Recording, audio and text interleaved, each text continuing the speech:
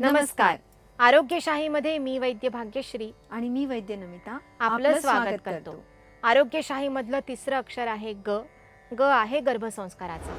आजकाल mobile, tablet, iPad वगैरे गोष्टी जणू आपल्या शरीराचाच एक भाग असल्यासारख्या वाटू लागल्या आहेत. याचाच परिणाम म्हणून शहरातील कोणत्याही शाळेमध्ये गेलं तर कितीतरी लहान मुलांना चष्मा लागलेला दिसतो.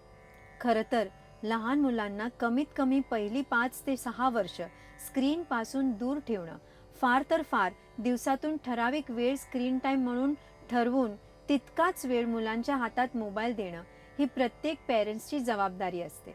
मूल रडतंय म्हणून किंवा जेवत नाहीये म्हणून त्याच्या हातामध्ये मोबाईल देण्याची पद्धत त्याच्या आरोग्याच्या दृष्टीने अगदीच चांगली नाही. पण मंडळी, बाळाला असं मोबाईलचं व्यसन लागू नये यासाठी थोडी पूर्वतयारी गर्भारपणातच करता येते बरं का. कशी? तर भावी आईंनी मोबाईलचा वापर कमीत कमी करण्याने.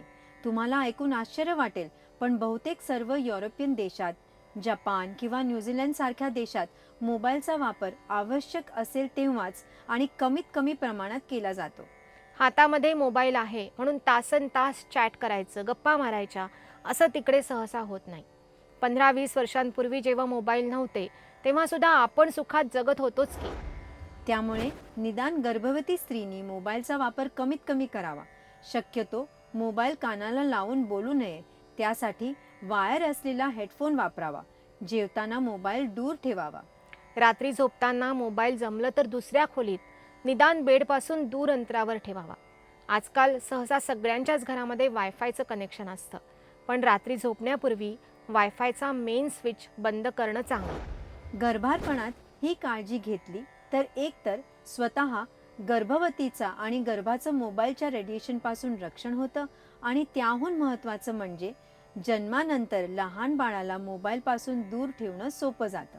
गर्भसंस्कारातील अशाच अजूनही अनेक महत्त्वाचे आणि अनुभवसिद्ध उपाय जाणून घ्यायचे असतील तर पाहत रहा आरोग्यशाही लोकशाही मराठीवर.